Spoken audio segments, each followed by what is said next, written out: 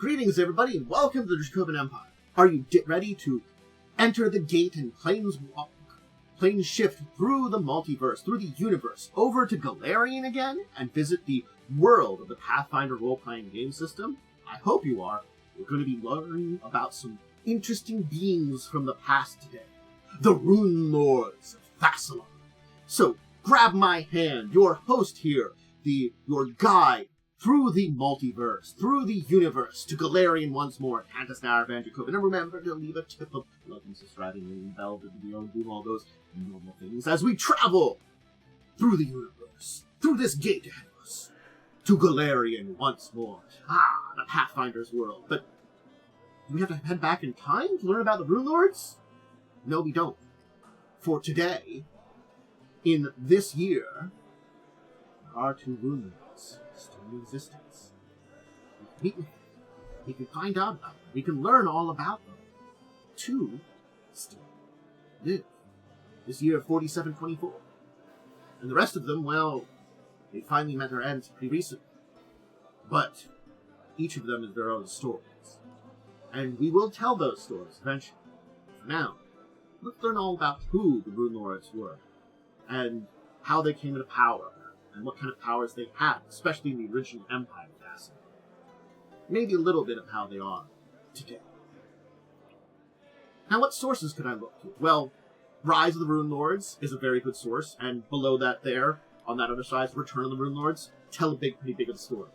Rise, of course, deals with Return of Karzog, and Return deals with the return of the rest of the Runelords. Though in Shattered Star, the book that is the Dead Heart of Zin deals with some of the Thassilon stuff, so you learn more about Thassilon. Similarly, Lost Kingdoms deals with that too. And the World Guide informs us about what's going on today, especially with New Thassilon, which I did a video about, which you can go check out if you want to learn about the current existence. Alright, so, who are the Runelords? What's their history? This timeline here seems like a lot. Let me get to this. Let me explain stuff, and you can kind of look here. So, in Thassilon, there were 7 Runelords that each ruled their own realms, and controlled these for the centuries before Earthfall. Each Runelord was a powerful wizard tied to a particular aspect of sin magic. We'll talk about sin magic for a little bit here, but just keep in mind, it's a corruption of another type of magic. That's what sin magic is. Now, as you can see, there have been multiple people in each of the titles, save for 2 of them in the Runelords. 2 Runelords managed to maintain power the entire time of the Thassilonian Empire, until its fall. Effectively, we have to go back to the founding of Thassilon in negative 6530 AR by Zin, the first king, exiled from Aslant. He promoted heretical beliefs. Basically, Zin couldn't control the Empire. Its military, administratively, he couldn't control. It grew too large. So he basically sought to have 7 wizards to govern and oversee his lands. He actually appointed more wizards, but the heads of these were the 7, those that become the Runelords. Basically, his most skilled, technically power-hungry wizards in Thassilon.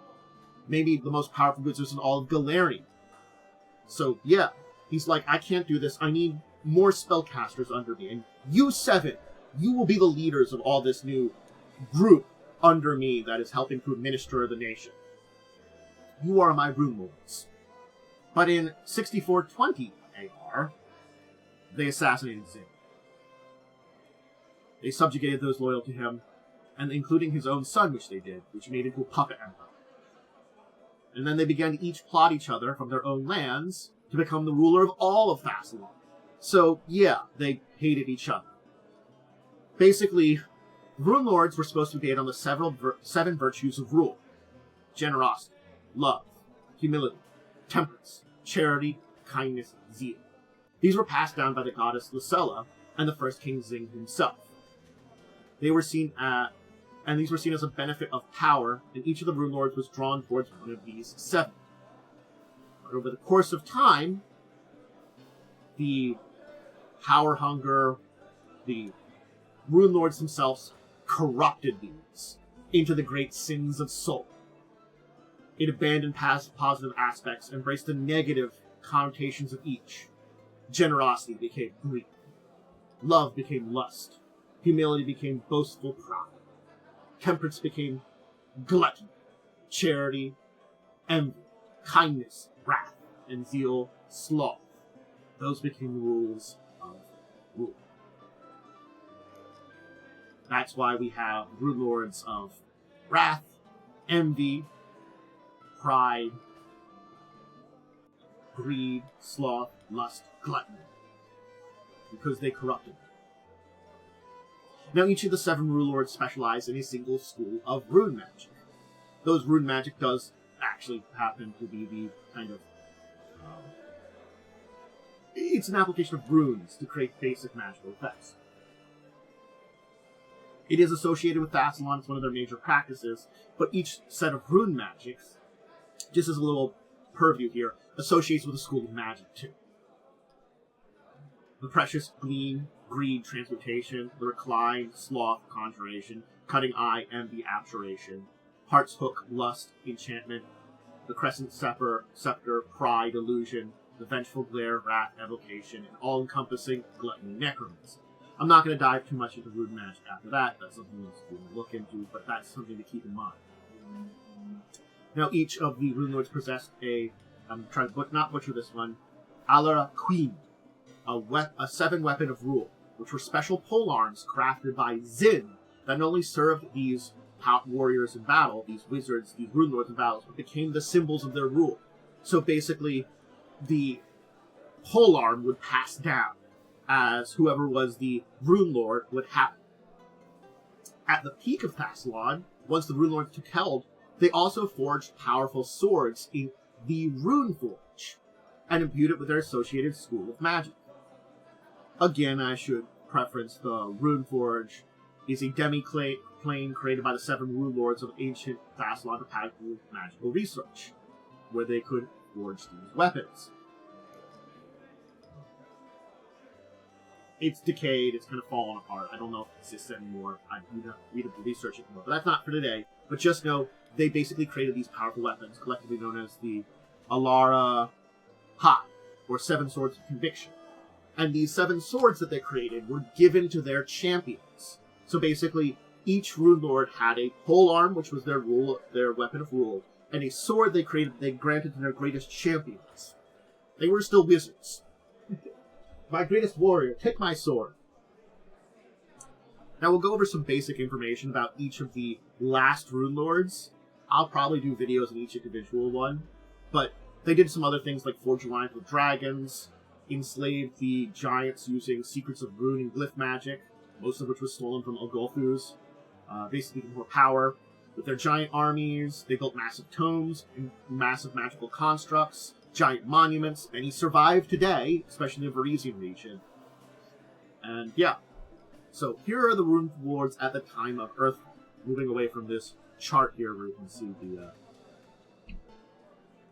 basically the visual timeline of the Runelords, where the last ones are down at the bottom. We'll talk about them here. Anyway, there's Alasnist, Runelord of Wrath. She ruled from negative 5,779 to 5,293 when everything fell. She had 486 years. She was, of course, of Wrath, meaning she connected to evocation.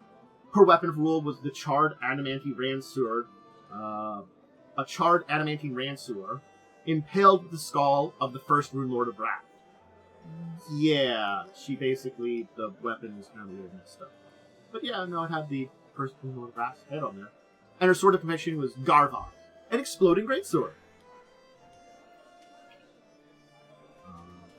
Belamaris, the Runelord of Envy, ruled in Thassilon from negative 5,402 to negative 5,293, 109 years. So very short rule at the back end of there as the Runelord of Greed. Or, sorry, Runelord of Envy. Which is what rule she had. Oh, I'm sorry. Aslant had the domain of Barkrakhan.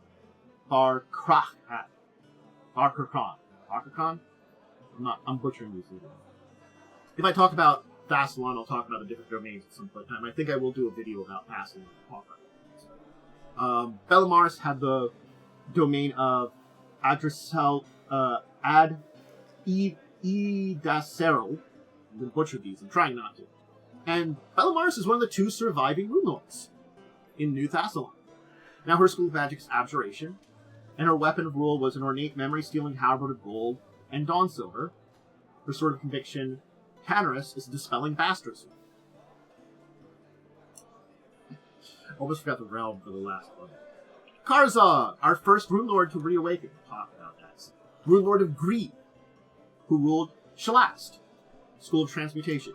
He ruled from negative 5759 to negative 5293, 466 years. His weapon of rule was a burning glaive studded with meteoric gemstones, and his sword of conviction was Chelin, a petrifying golden scimitar.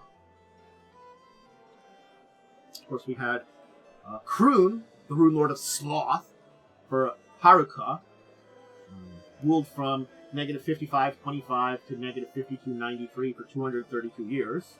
Kind of in the middle of those ones. School of Sloth, Conjuration. So had Conjuration. Weapon rule was a dragon-toothed long spear that can move and attack of its own volition. And Shin Tari was a short sword that can teleport those it strikes. Sword of Conviction. Of course, we had Sorsen, the Runelord of Lust, the other surviving Runelord at this point in time. Now, here's an important note. She ruled from 6480 AR to 5293, 1,187 years. She's one of the 2 Runelords that never was replaced and ruled the entire time. Her domain of Eurythenia, she had the School of Enchantment. Her double-headed Gersame is her weapon, and Ashia, the flaming longsword, was her sword of conviction. She is one of the current 2 rulers of New Thassilon. She is one of the survivors of the Return of the Runelords books. Hey, spoiler warning here, and this is going to have spoilers for Return of the Runelords. If you're playing in 2nd edition, you're already past that. So, you know, but spoilers if you want to go back in 1st edition and see that. So, we did mention the 2 survivors. I probably should have said that early on. Anyway, there's a lot of history there. We'll discuss in a little bit, but yeah, that's her. And one of the last 2 was, of course, Xandergul, Runelord of Prague. He ruled the domain of Cyrusian with a School of Illusion under his belt as his School of Magic. Now, here's another important thing. He's the other one that ruled for 1,187 years. So from 6,480 to 5,293, just like Source. He ruled the entire time, too. Never was replaced. He had a Lucerine hammer made of an unknown type of sky metal, and Baraket, a rapier with an invisible blade, was his sword of conviction.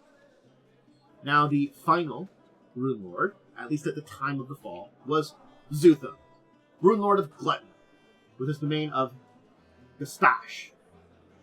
He used the School of Necromancy. He ruled from 5642 negative AR, negative 5293, 349 years. Yep, good old necromantic friend here with a life-draining Scythe of Bone. And Ukatarpo, a falchion whose victims rises undead, was his sword of conviction. Now we do have the names of the former Runelords. I'm not going to get into them here. But, yeah, only Sorsen and Xandergul survived the betrayal of King Zin. Both of them betrayed them. All the others died due to natural causes or fell to usurpers. So, yeah. When I get into talking about each of these individual Runelords, which I do actually want to do, I'll talk about their predecessors too, if it's comparative. Now, let's talk about this today. And this is the freeing of, well, Bellamars. This is Bellamars getting freed. When the Crystalline shattered in 4718. And Zin Edasirial came to Varese. Zin Erisiel, the capital of Erodicial, Bellamars' region. Each of the capitals was named Zin. Basically, the Thassilonian rule met its end when the Agolfu came and called down Earthfall to destroy the Aslanite in negative 5293. 7 Runelords retreated to the depths of their greatest monuments and put themselves into stasis. All of them did, and tasked their minions to free them once danger had passed. Earthfall was more devastating than they expected. Yes, the planet was saved, but still sucked more, so no one was left to awaken them, and they slumbered each for nearly 10,000 years. Basically, Aslantis, Karzog, and Sorsen used their rune wells to create demi-planes in which they sheltered through Earthfall and devastation afterwards. They awakened when their rune wells were activated in the 48th century AR, beginning with Karzog in 4702. Rise of the Rune Wells. Then Sorsen, then Aslantis.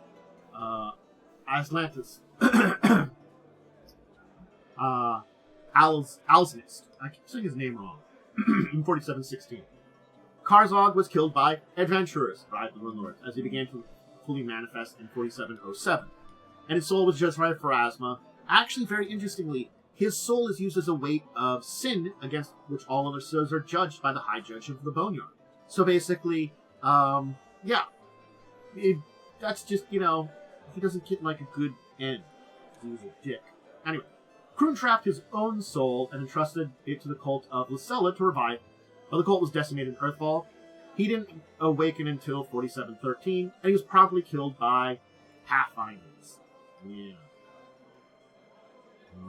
That's the Secrets of Roderick's Cove in Return of Cove in Return of the Runelords. That adventure. So Kroon gets killed in that one. Zutha became a lich. With the Gluttonous Tome, a very powerful artifact necromancy book, serving as his phylactery.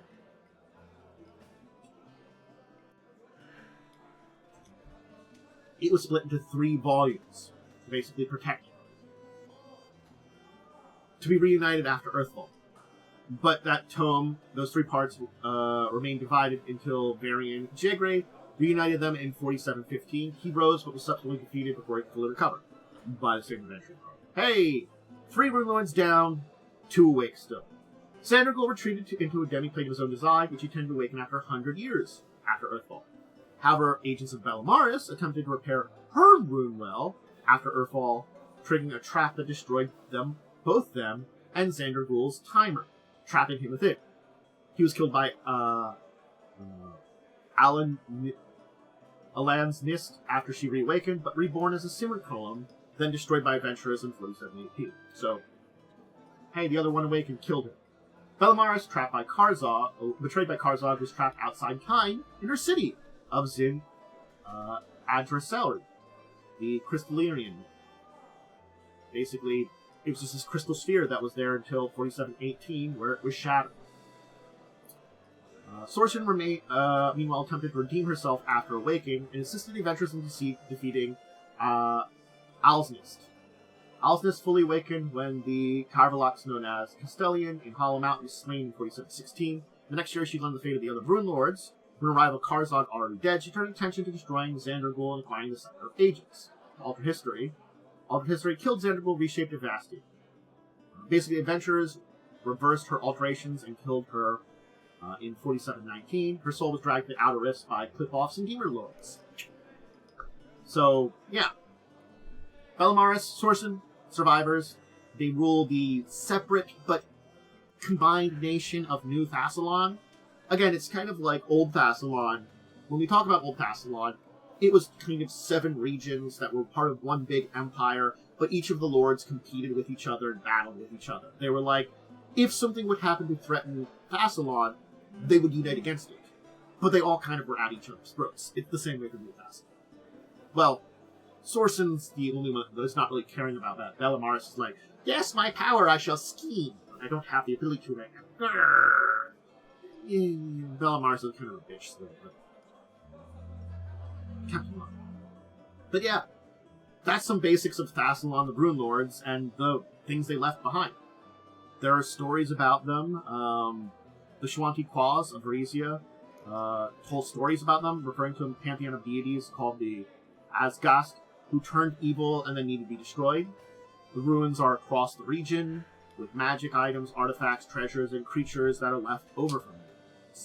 These great rulers left a mark on the world, And as I said, I do want to do individual videos kind of on each of the last Runelords and their kind of information about them, but this overview on them, I think, was a good place to start. And I hope you enjoyed learning about them. Doing videos like this where I kind of dive into some more bigger topics that I can do smaller topics on later on, I think is a very interesting stuff, and it gives you an idea about this. The Runelords as a whole are a group to kind of understand and know about, and kind of understand where they come from. And they are a complex group. As I said, yeah, we know the final ones and a lot of information about them, but we do have information about the former Runelords about these. Certainly speaking, there isn't really a lot of extras about, standard rule and sourcing because they were the only ones to rule, but we talked about, like, Gluttony. We know all the former ones that were before Sutha. We have their names. We have the dates of their rule, how long they ruled. We even have some basic information about some of them. Not a huge amount. It's more like names, how long they ruled, things like that. But yeah, we have some information on them. And it's a very interesting fact behind them. So, I think it's just a detailed, kind of interesting look at these characters and this part of a massive part of history of Golarion that has shaped it. Thassilon shaped Golarion just as much as Aslan shaped Golarion. But the Runelords shaped Thassilon. That's an important thing. Without them, Thassilon might have been a very different empire. Some of its legacies may not have survived Earthfall. What Zin desired was very different than what Thassilon visioned. Check out my Zin video. That's another one I did. I did a video on Zin. Learn about him. Anyway, that'll be it for today. I hope you enjoyed.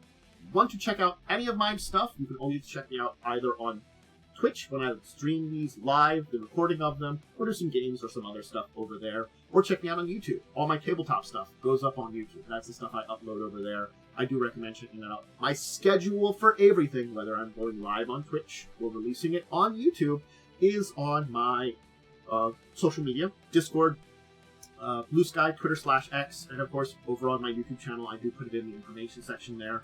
That just gives all the times there. The Twitch schedule is a little bit more malleable than the YouTube side, but the YouTube side is very easy. I'm trying to get the Twitch side a little less malleable, but, it's life, and that's kind of a little harder to do. Busy life. So, working on that. Anyway, make sure to check me out on social media. That's updates on schedule and cat pics and some other, food for thoughts occasionally. Make sure to check out any of my other stuff. I do have live plays of Pathfinder 1st Edition, D&D, World of Darkness stuff. I'm going to be doing some Pathfinder 2nd Edition coming up, but that's on the schedule. Make sure to check out Discussing Tabletop Saturdays at 6. And remember to do what I said at the beginning. Hey, like, subscribe, ring the bell if you're over on YouTube. Do some kind of things. What was your experience with Runelords? That's my question for the day for the comments. Whether you want to discuss that with me in Twitch after the video's done, or if you want to join me over on YouTube and ask about them. Have you done either Rise of the Runelords, Return of the Runelords, or anything else related to them in any adventures? I did a lot of Rise of the Runelords. I didn't finish that adventure path. Someone else was running it for me. But we got to book 5, which is mostly through that. We were dealing with a lot of very interesting things with them. And I had a really good experience with them. We almost got to that point where we had fought Karzon and defeated him before he fully awake. Take that, Karzon! Who knows? Maybe one day I'll come back to that. But anyway, for now, I hope you enjoyed this, and make sure to join me next time for more Pathfinder topics or other tabletop/role-playing related topics. But until then, I bid you all a deep and wonderful farewell.